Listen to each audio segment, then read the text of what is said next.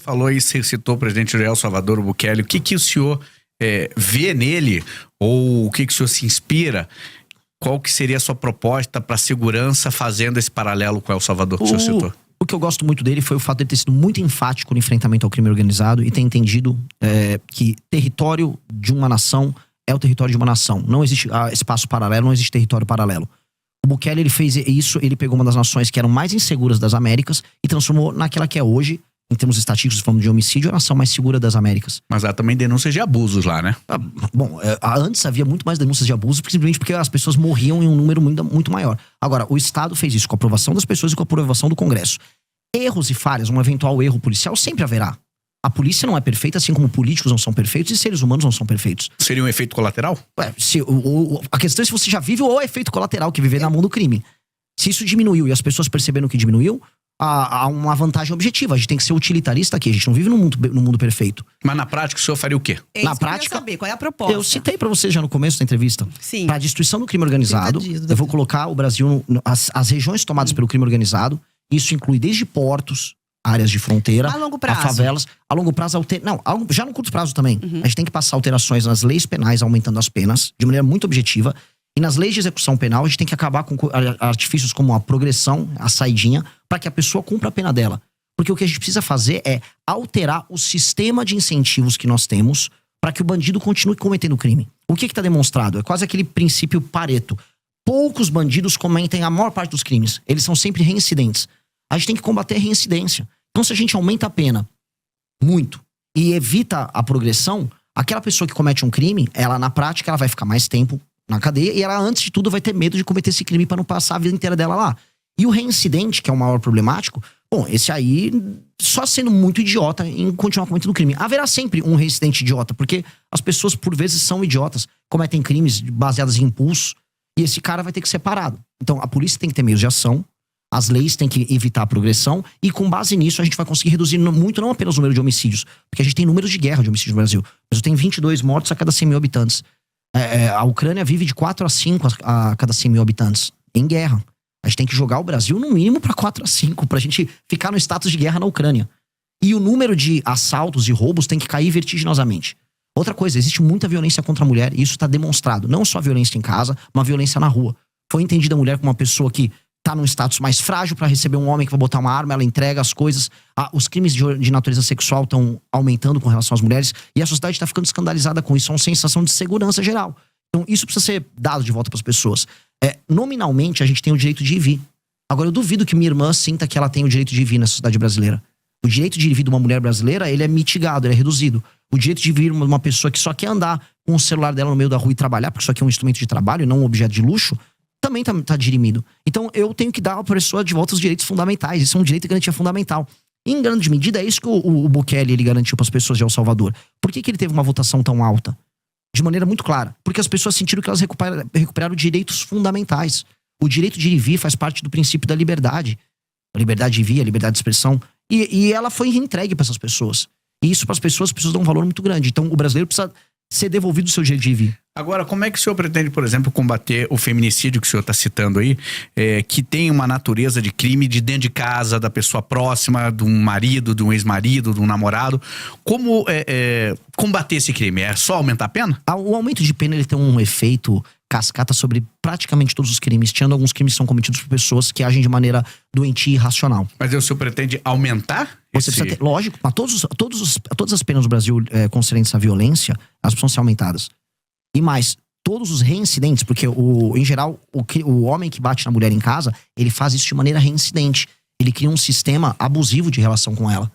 E, em geral, quando você pega o passado dele, também costuma ter essas relações abusivas com as mulheres anteriores. Então, se esse cara tiver passagens pela polícia, por ser um reincidente, por ter tomado uma condenação antes, aí a situação dele piora bastante. É lei e ordem. E aí a gente pode trazer, por exemplo, sistemas de fiscalização. Hoje, São Paulo, é uma coisa que a gente tem que trazer pro Brasil inteiro. Existe um sistema de câmeras, né? O Sampa... Smart Sampa, desculpa. Ainda bem que você lembrou, ótimo. O Smart Sampa, ele reconhece o rosto das pessoas. Você reconhecer o rosto de um marido agressor que recebeu denúncias e você poder abordar ele com a polícia na rua, facilita isso. Infelizmente, agora o Brasil tem que tomar um banho de lei e ordem. E esse é um elemento que eu preciso que as pessoas que estão nos vendo entendam. Primeiro começa com lei e ordem. Você não institui uma disciplina que vira cultura apenas educando. primeiro você tem que ter uma norma, a norma vem com uma sanção. Isso se transforma em disciplina, e depois a disciplina vira cultura. Um tipo de um exemplo que não tem a ver com violência, mas tem a ver com cultura. Há uma cidade que eu visitei no Rio Grande do Norte chamada Acari. Lá durante o Império, você veio um decreto lá na prefeitura de Acari e avisou, olha, se você não varrer e não cuidar, não deixar limpa a fachada da sua casa, você vai tomar uma multa. Tô falando do século XIX, período imperial. As pessoas tinham medo da multa, aquilo se tornou um costume, do costume virou uma cultura, da cultura virou orgulho. A cidade é um brinco até hoje. Singapura era assim, uma cidade de pescadores destruída, um local muito pobre com brigas étnicas entre religiões diferentes e matrizes étnicas diferentes. Veio uma liderança, essa liderança estabeleceu lei e ordem de maneira muito intensa. Da lei e ordem veio a cultura, e da cultura veio uma grande nação. A gente vai ter que começar, a meu ver, com lei e ordem. Precisa ser com lei e ordem. Candidato, seguinte, está se aproximando aqui dos 10 minutos finais. Eu quero falar sobre economia, acho que é um tema importantíssimo de ouvir o que você pensa, o que o senhor pensa aí para a economia na presidência do país. Vamos lá. O Brasil é um país que ele é extremamente injusto para com quem trabalha e produz. Se você tá nos ouvindo agora e tá indo pro trabalho, tá rodando de Uber, tá fazendo uma entrega, tá em casa produzindo alguma coisa para mandar para fora, muita dona de casa faz isso. Você entende que você trabalha, você fica uma parte pequena do fruto do seu trabalho. E mais, você se sente injustiçado porque você vê uma massa cada vez maior de pessoas que recebem benefícios. E você fala, poxa, às vezes eu sou pobre, tô ganhando pouco, uma pessoa tá recebendo um benefício sem merecer. Ou um juiz tá ganhando um penduricalho gigantesco, tirando 200 mil reais por mês. Ou eu vejo uma grande empresa recebendo benefício fiscal e aí acaba nem entregando o serviço. Você fala assim, pô, o que tá acontecendo? Eu estou sendo um otário. E sim, se a gente olhar na letra fria da lei, o brasileiro comum que trabalha e produz é um otário. E isso tem que ser invertido. A nação brasileira tem que ser amiga de quem trabalha e produz. E isso tem que ser alterado urgentemente. Isso funciona desde o Pacto Federativo, que pune estados que trabalham e produzem, que pagam mais impostos, tá, até o cidadão pequeno, que é um entregador. As pessoas mais pobres pagam mais impostos. E onde eu vou começar? Eu e o nosso deputado federal do Partido Missão, Kim Kataguiri, a gente já protocolou uma PEC que faz a grande reforma fiscal brasileira, que mexe desde renúncias fiscais fraudulentas que existem no Brasil, até super salários, até penduricalhos do judiciário, até aposentadorias exageradas de militares e membros também do judiciário, e mexe também em emendas parlamentares. Ou seja, ela vai mexer em inúmeros temas. Inclua aí, até peço, inclusive eu faço um desafio para os próximos pré-candidatos, porque eu falo aqui, tem que ter uma outra reforma da Previdência, haverá e vai precisar ser feito, a nossa já inclui, e eu quero ver os outros falarem, porque se não falar e ficar escondendo na campanha de desonestidade, também deixo esse desafio, porque não vai poder continuar mantendo o BPC, que é o benefício de prestação continuada, da forma como tá, crescendo como tá, vai estourar as contas públicas, a gente vai precisar normatizar isso, existem muitas fraudes envolvendo isso, e com isso eu preciso achar 200 a 300 bilhões de corte de gasto no orçamento. Aí a pessoa, pô, o que isso resolve? Primeira coisa que resolve, a curva de dívida do Brasil diminui, isso é muito importante, e aí eu vou poder baixar os juros. E aí as pessoas vão começar a ver que o dinheiro delas vale mais. As pessoas vão poder pegar empréstimos, as pessoas vão poder fazer financiamento, as empresas vão poder se financiar. E ao regular isso, aí a gente começa a ter espaço para investir, com marcos regulatórios que eu vou incluir junto, ligados a aumento de competitividade, maior liberdade laboral, maior investimento em infraestrutura, especialmente infraestrutura de estradas e rodagens. O caso de vocês no Paraná é o mais bizarro, é um dos estados mais ricos do Brasil e as estradas são horrorosas. Eu quase morri vindo de Cascavel para Ponta Grossa. É meio assustador um negócio desse, porque eu não estou falando, eu não estava na Paraíba, eu não estava no interior do Maranhão, eu estava no Paraná, um lugar que paga a conta do Brasil. E, pois bem, no Paraná as estradas são piores que as estradas do Ceará. Eu vi isso, isso é absolutamente ridículo. Então, como resolver isso? Fazer essa economia que eu falei, e aí vai sobrar dinheiro para investir em energia e investir em estrada, que é basicamente infraestrutura para o Brasil. Com essa infraestrutura aumentada, o custo do Brasil diminui, o dinheiro diminui, o custo do dinheiro, porque eu vou ter baixado os juros. E com base nisso, a economia brasileira passa a ficar bem mais competitiva. Especialmente nesses setores agora, eu olho aqui Centro-Sul, onde a gente mora, eu sou de São Paulo, vocês são aqui do Paraná, não precisa de grandes projetos governamentais. O governo pode atuar em uma ou outra área. Aqui a gente pode trazer data center pro Paraná por conta de Itaipu, não seria um problema. Agora lá no Nordeste, que é uma região que está muito empobrecida, a boa parte das pessoas vivem de auxílios, aí o governo vai ter que atuar, fazer zonas econômicas especiais voltadas para exportação, especialmente produtos industrializados, fazer como o Vietnã fez, a Índia fez, e a gente vai ter que olhar para lá, porque resolver o Nordeste, eu falo aqui para os paranaenses, eu resolver a questão da população do Nordeste trabalhar, significa menor migração para cá, menor pressão nos serviços públicos que vocês têm aqui, maior qualidade de vida e felicidade para as pessoas que vivem lá. Eu vi aquelas pessoas, são pessoas trabalhadoras no Nordeste, eu conversei com elas, elas querem o emprego delas lá. O cara não quer ter que sair do Maranhão para vir trabalhar em Curitiba, ou trabalhar em Florianópolis, ou trabalhar em Goiás, longe da família dele, comendo uma comida diferente, às vezes morando numa favela. Ele quer ter o trabalho lá, e dá para ter o trabalho lá. Então nós vamos trabalhar fortemente parceria com a agricultura brasileira, parceria com empresas públicas como a Embrapa para fazer a construção de um complexo no Nordeste. Agora o senhor citou aqui rapidamente reforma do Código Penal, reforma da Previdência, reforma administrativa, reforma política, reforma até na questão eleitoral de fundo partidário. E a do Judiciário, o senhor acha que é necessário o senhor candidato eleito? O que o senhor faria? Os privilégios do Judiciário, tô falando, assim, vamos começar pelos privilégios dos penduricários. Essa reforma nossa já endereça. Ela já tá lá, a gente vai ter que mexer nesses privilégios, que eles são ilegais. A gente vai ter que atestar a ilegalidade e cortar a ilegalidade. É que, né, quem vigia é o vigilante, né? O vigilante é o judiciário e ele não quer ser vigiado por ninguém, porque ele mesmo faz os próprios privilégios. Nós vamos ter que usar o Poder Executivo com um projeto bem claro para coibir isso, acabar os penduricários. Agora, quando eu vou falar do outro tipo de abuso, o abuso do STF, do Supremo Tribunal Federal, aí eu preciso ser muito claro. A gente vai precisar tomar medidas que alterem a dinâmica atual. Por exemplo, a gente tem que acabar com essa farra das decisões monocráticas. 83% das decisões são monocráticas. Outra farra que tem que acabar é a farra dos escritórios de advocacia ligados a ministro do Supremo. Mas isso não vai competir, por exemplo, vai ficar, desculpa, até a competência do Congresso? Vai ser feito pela presidência? Mas o presidente, junto com a sua bancada, podem fazer isso. O governo federal pode atuar junto com o Congresso para projetos que podem ser de iniciativa tanto do Congresso quanto da presidência da República.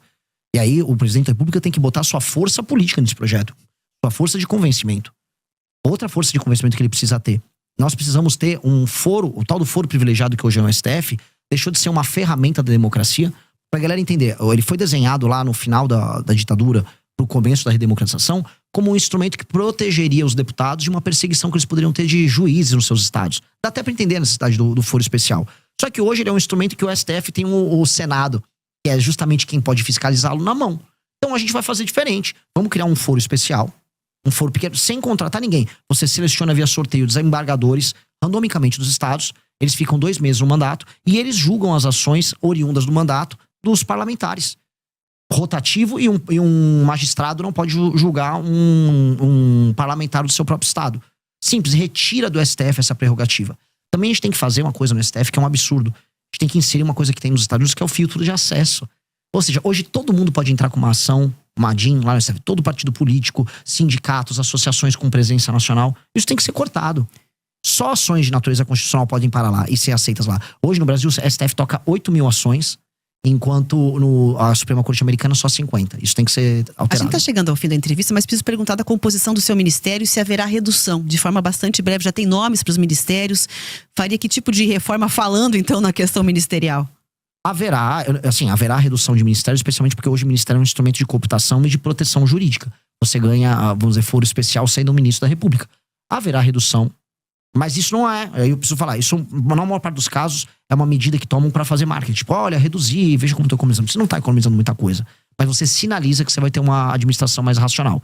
Uma coisa que eu vou fazer, que economiza bastante em termos de máquina pública, é inserir machine learning e inteligência artificial em boa parte do serviço público, especialmente na parte da saúde, instituindo o prontuário único. São medidas que racionalizam o gasto e melhoram muito a eficiência. Então isso vai ter um efeito muito legal, muito positivo. E aí, falando em termos de corte de gasto, para trazer um tema até jogar de provocação para os demais pré-candidatos, especialmente os da direita, quero saber quais são as empresas que eles vão privatizar. A gente está falando de maneira clara, os Correios precisam ser privatizados, tá? E empresas públicas que não apenas são deficitárias, mas que não apresentam resultado prático para o Brasil, nenhum ganho para o Brasil, elas precisam ser privatizadas ou encerradas, porque hoje elas viraram instrumentos de cooptação. O senhor, pelo que eu entendi, deu aqui umas estocadas na esquerda, na direita, mas o senhor, para chegar à presidência, possivelmente vai ter que passar por um segundo turno.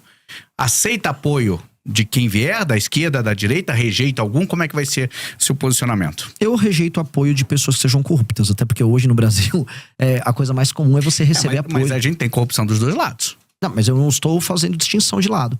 Até porque os escândalos de corrupção no Brasil, especialmente do Master, não tem lado. Tá todo mundo pois ali. É. Por isso que eu tô muito tranquilo. Eu não tenho nada a ver com isso. E hoje a coisa mais comum é você nem precisar pedir apoio. Hoje os corruptores, eles batem na tua porta pra te comprar. Então eu vou ser muito cuidadoso nisso. Apoio político, quando sincero e honesto, não se rejeita. Independente de cor partidária. Depende de cor. Agora eu sei assim, a esquerda nunca vai me apoiar. E se ela vier me apoiar, eu tenho que desconfiar do que eu tô fazendo. Que eventualmente eu tô fazendo alguma coisa de errado. Dito isso, apoio sincero de pessoas honestas é bem-vindo. Nós precisamos criar uma aliança em todo o Brasil para tornar o Brasil um lugar melhor. E vai ser difícil. Tudo que eu falei aqui é necessário e nada que eu falei aqui é radical.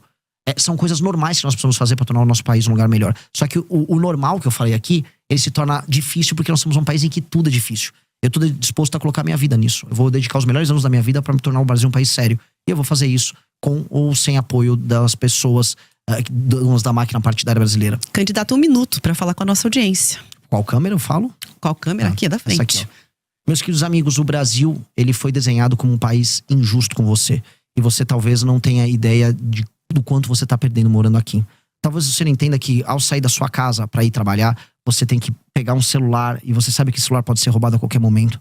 Você sabe que ao entrar no seu carro vai ter provavelmente um insufilme pro bandido não ver as coisas que tem dentro do carro. Sua casa, se você mora numa casa, tem um muro. Se você mora num prédio, o prédio é murado e vai ter um porteiro. Talvez ambos tenham uma cerca elétrica. Sua esposa, sua filha tem medo de andar na rua porque elas podem ser alvo de todo tipo de ataque, desde o violento até um ataque de natureza sexual.